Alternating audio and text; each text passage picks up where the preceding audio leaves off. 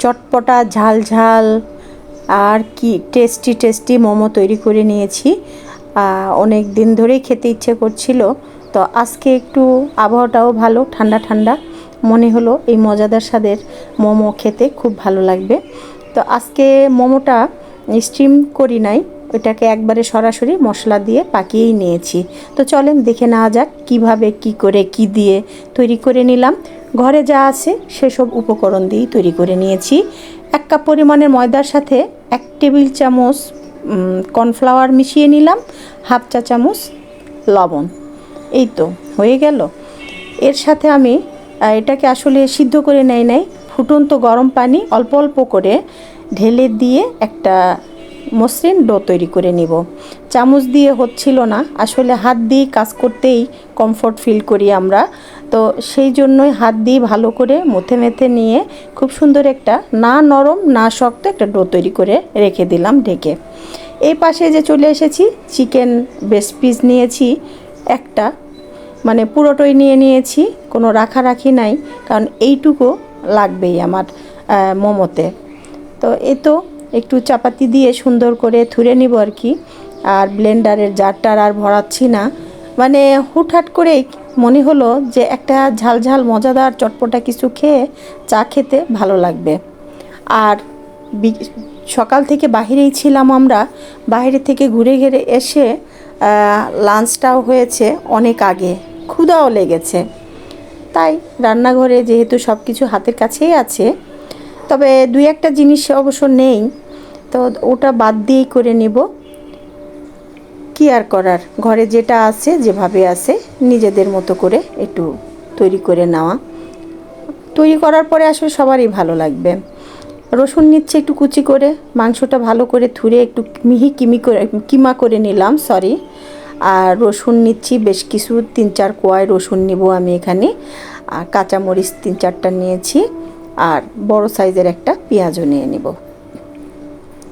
তো পেঁয়াজটা আপনারা স্কিপ করলে করতে পারেন, তবে রসুন কিন্তু একটু বেশিই লাগবে। তো এই তো সব কুচাই কাছাই নিচ্ছি।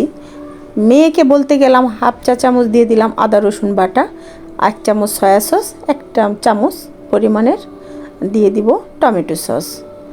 আর ওয়েস্টার সস যদি থাকে তো অবশ্যই এখানে 1 চামচ ওয়েস্টার সস অ্যাড করে নেবেন। আমার ওয়েস্টার সসটা শেষ হয়ে গেছে। 1 টেবিল চা চামচ পরিমাণে গোলমরিচের গুঁড়া করে নিয়ে নিচ্ছি হামানদিস্তাতে। আর নিয়ে নিলাম 1 চামচ পরিমাণের চিলি ফ্লেক্সটা আমার হাতেই করে নিচ্ছি। আর বাকিটা একটা ডিপ চিলি সসের একটা সস তৈরি করে নেব, সেটার জন্য রেখে দিলাম বাকি চিলি ফ্লেক্সটা। এই তো হয়ে গেল আমার, সুন্দর একটা মানে গন্ধও বেরোচ্ছে। এখন এর সাথে আমি অ্যাড করে দিচ্ছি 1 চা চামচ পরিমাণের ঘি। আপনাদের যদি বাটার থাকে তো বাটারটা একটু তাপে দিয়ে গলিয়ে নিয়ে 1 টেবিল চা চামচ দিয়ে দিতে পারেন। একটা ছোট ফ্রাই প্যানে দিয়ে দিলাম 1/2 কাপ তেল। 1/2 কাপ তেলের মধ্যে দিয়ে দিয়েছি আমার সেই রসুনগুলো আর সামান্য পরিমাণের পেঁয়াজ। তো রসুনটা হালকা ব্রাউন কালার হয়ে এসেছে, আমি একটু তুলে নিচ্ছি। এই গরম তেলের মধ্যেই আমি একটা ডিপ চিলি সস তৈরি করে নেব। দিয়ে দিলাম চিলি ফ্লেক্সগুলো, একটু রেখে দিয়েছি গার্নিশের জন্য।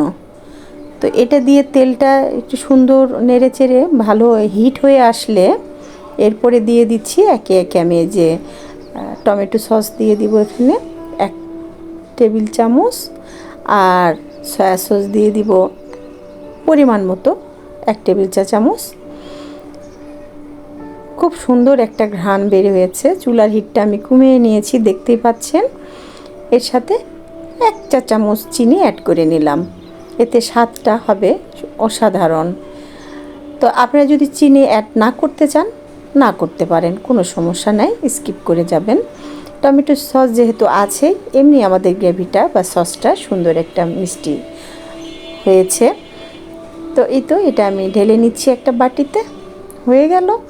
এই সসটা আপনারা তৈরি করে রেখেও দিতে পারেন মাস ভর, সুন্দর একটা এয়ারটাইট বাটিতে বক্সে করে রেখে দিতে পারেন। এরকম মোমো বা বেশ কিছু রেসিপির সাথে কিন্তু এই সসটা বা নাস্তার সাথে এই সসটা খুব অসাধারণ লাগে। তারপরে এই যে ডোটার থেকে আমি 2-3টা আলাদা আলাদা করে লেচি কেটে নিয়ে বড় পাতলা করে একটা রুটি বানিয়ে নিলাম। রুটি থেকে আমি রুটির মতো করেই নিয়েছি, রুটির থেকে পাতলা বা ভারী কোনোটাই না, একটা পাতলা মিহি করে একটা রুটি করে করে নিয়েছি। আর এই যে একটা মুখা দিয়ে কেটে নিলাম, একসাথে বেশ কয়েকটা হয়ে গেল। কারণ আমি আগেই বলেছি ঝটপট করে একটু নাস্তা তৈরি করে নিব, যেটা সহজও হবে আবার খেতেও ভালো লাগবে। তো এই তো লেচি কেটে বেশ কয়েকটা ছোট ছোট রুটি করে নিয়েছি মুখা দিয়ে কেটে কেটে। এর মাঝে এখন 1 চা চামচ করে সেই পুরটা দিয়ে দিলাম। আগে থেকে কিমার যে পুরটা করে রেখেছিলাম সেটা দিয়ে এই তো আমার কাছে যেটা সহজ মনে হয়েছে আমি এই রকম আকৃতি করেই মোমোটা তৈরি করে নিচ্ছি। আপনারা যে যেভাবে পারেন তৈরি করে নেবেন। আমি এটাতে খুব একটা পারদর্শী না, তাই আমার কাছে এটা সহজ মনে হয়েছে। আর সবচেয়ে বড় কথা হলো ধৈর্য সহ্য হচ্ছে না, যত তাড়াতাড়ি তৈরি করা যায় সেই চিন্তা ভাবনা। এই তো এটা ওটা 2-3 ধরনের ট্রাই করে আমি এই যে 1 থালা পরিমাণের হয়েছে। আর ডিপ সসটা তো আগেই তৈরি করে নিলাম। এরপরে একটা বড় প্যানের মধ্যে দিয়ে দিচ্ছি কয়েক ফোঁটা তেল। সাদা তেল দিয়ে একটা ব্রাশ দিয়ে সুন্দর করে মেখে নিলাম যাতে নিচে না ধরে যায়। হালকা ব্রাউন তো হবেই, কিন্তু পোড়া যেন না লাগে। এ তো এক এক করে সব বসিয়ে দিয়েছি। গরম পানি, ফুটন্ত পানি দিয়ে দিলাম 1 কাপ পরিমাণে। এরপরে ডিপ চিলি সসটা ঢেলে দিচ্ছি চামচ দিয়ে। আমার মনে হয় একবারে দিলেই ভালো হতো, কিন্তু না, আমি সবার শেষে আবার গার্নিশের জন্য একটু রেখে দিলাম। দেখেছেন তো কতটা সহজ। সব সময় যে স্টিম করে খেতে হবে এমন কোনো নাই। আমার তো তাই মনে হয়, আমার যখন যেভাবে খেতে ইচ্ছে করে।